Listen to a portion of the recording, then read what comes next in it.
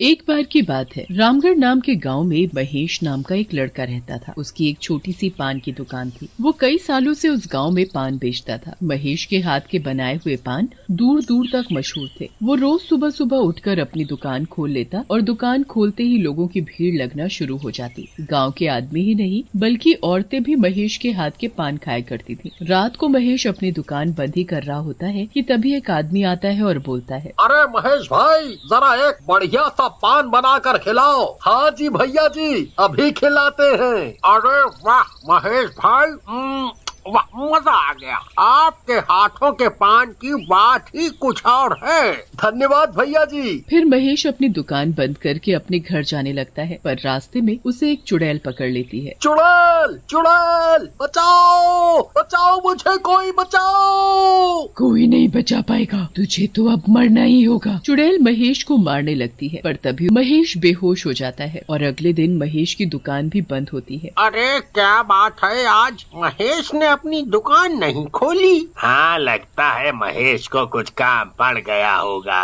या फिर शायद उसकी तबीयत ठीक ना हो। अरे मतलब आज बिना पान खाए ही दिन की शुरुआत करनी पड़ेगी। पता नहीं अब आज का दिन कैसे निकलेगा। सब लोग दुकान पर आकर वापस चले जाते हैं। 3 दिन तक वो दुकान ऐसे ही बंद रहती है। फिर जब 3 दिन बाद वो दुकान खुलती है तो उसमें महेश की जगह एक औरत बैठी होती है। तभी 2 दोस्त वहाँ से गुजरते हैं और वो भी उस औरत को वहाँ देखकर थोड़ा हैरान हो जाते हैं। अरे ये महेश की दुकान में कौन औरत बैठी है? पता नहीं यार, चल जरा चल कर पूछते हैं। दोनों दोस्त उस औरत के पास जाकर उससे पूछते हैं, अरे ये दुकान तो महेश की है, आप यहाँ कैसे? मतलब आप कौन हो? मेरा नाम माया है और मैं महेश की पत्नी हूँ। उनकी तबीयत अचानक बहुत खराब हो गई थी, इसलिए मुझे दुकान खोलनी पड़ी। अच्छा, पर क्या आपको पान बनाना आता भी है? आप एक बार मेरे हाथ का पान खाकर तो देखो, फिर बताना। ऐसी बात है तो जरा बनाओ हम दोनों के लिए 2 पान। जी बस अभी देती हूँ। माया दोनों दोस्तों के लिए पान बनाने लगती है, पर उसमें कत्थे की जगह वो खून डालती है। उसके बाद वो एक एक पान दोनों दोस्तों को दे देती है। दोनों दोस्त जैसे ही पान खाते हैं तो माया से बोलते हैं, अरे वाह, क्या पान है! ऐसा पान तो मैंने जिंदगी में नहीं खाया। महेश का पान तो इसके आगे कुछ भी नहीं। बिल्कुल सही कहा दोस्त। उसके बाद पूरे दिन लोग माया के हाथ के बने पान खाने आते हैं। दिन भर ऐसे ही चलता रहता है, पर फिर रात हो जाती है और माया का दुकान बंद करने का वक्त हो जाता है। माया इधर उधर देखती है, दूर दूर तक कोई भी नजर नहीं आता। बस तभी माया अचानक एक चुड़ैल के रूप में बदल जाती है। अब मुझे कल के लिए एक नया शिकार ढूंढना होगा, पर आज किसको मारूं? यहाँ तो आसपास कोई भी नहीं दिख रहा, आगे जाकर ढूंढती हूँ। चुड़ैल यहाँ वहाँ घूमने लगती है। फिर उसे किसी के पास से गुजरने का एहसास होता है। तभी वो एक पेड़ के पीछे छुप जाती है। जैसे ही कोई आदमी पास से गुजरता है, वो चुड़ैल उसे पीछे से पकड़ लेती है। छोड़ो छोड़ो, मुझे छोड़ो। कौन है?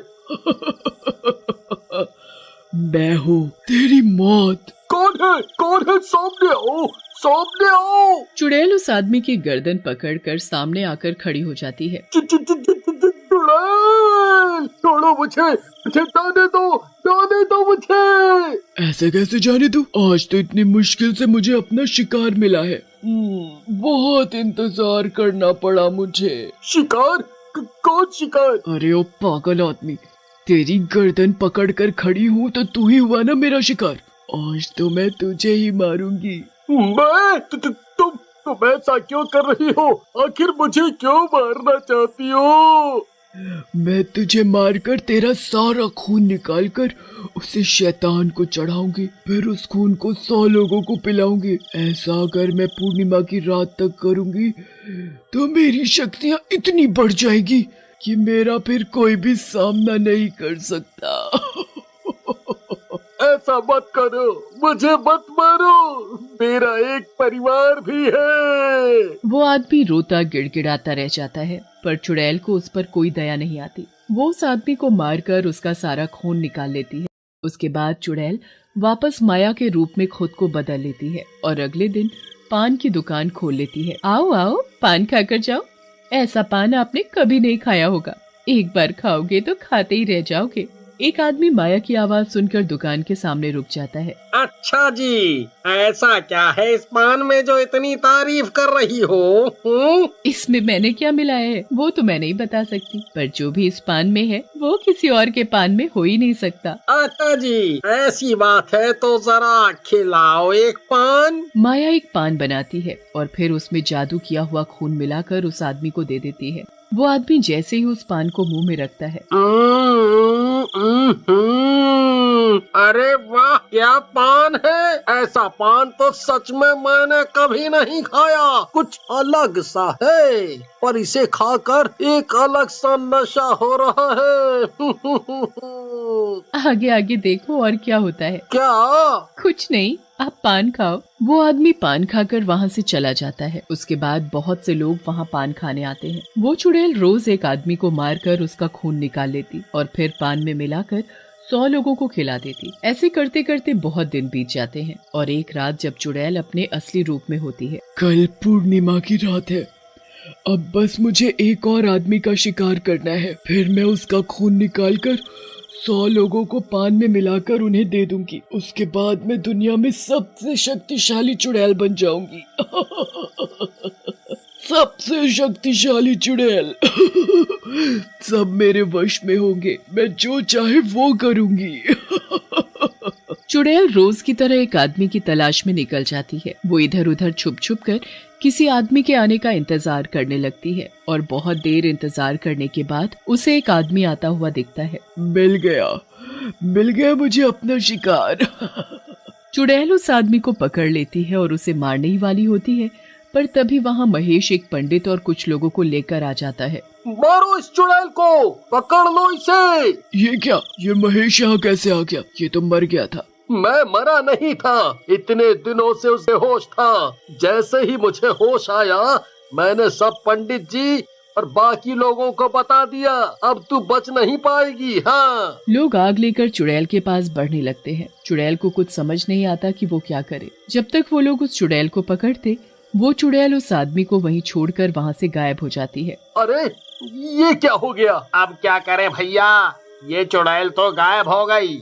हमें इस चुड़ैल को जल्दी से ढूंढना होगा, वरना बहुत बुरा हो जाएगा। हाँ। आखिर ऐसा क्या हो जाएगा? ये मैं तुम्हें बाद में बताऊंगा, और अभी बस हमें उसे ढूंढना होगा। हाँ। सब लोग उसे यहाँ वहाँ ढूंढने लगते हैं, पर वो कहीं नहीं मिलती। वो चुड़ैल कहीं पान की दुकान पर तो नहीं गई? हमें वहीं जाना चाहिए। सब लोग मिलकर फिर उस पान की दुकान पर पहुँच जाते हैं। चुड़ैल वहीं दुकान के पास होती है और डर कर अंदर जाने ही लगती है। रुक जाओ, अब तुम्हें कोई नहीं बचा सकता।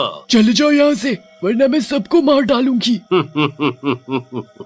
देखता हूँ कि कौन किसे मारेगा। आखिरी बार बोल रही हूँ, जाओ यहाँ से, वरना अच्छा नहीं होगा। तुम लोग सब पीछे हट जाओ, इसे तो मैं देखता हूँ। पंडित अपने झोले से एक डंडी निकालता है और उस पर मंत्र पढ़ने लगता है। उसके बाद वो उस डंडी से दुकान और चुड़ैल के चारों तरफ घेरा बना देता है।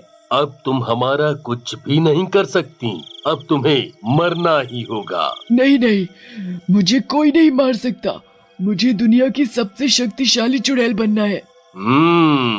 वो तो अब नामुमकिन है। ये तू अच्छा नहीं कर रहा पंडित, मैं तुझे छोड़ूंगी नहीं। पंडित उसकी एक नहीं सुनता और मंत्रों के साथ उस चुड़ैल पर भी गंगा जल छिड़क देता है।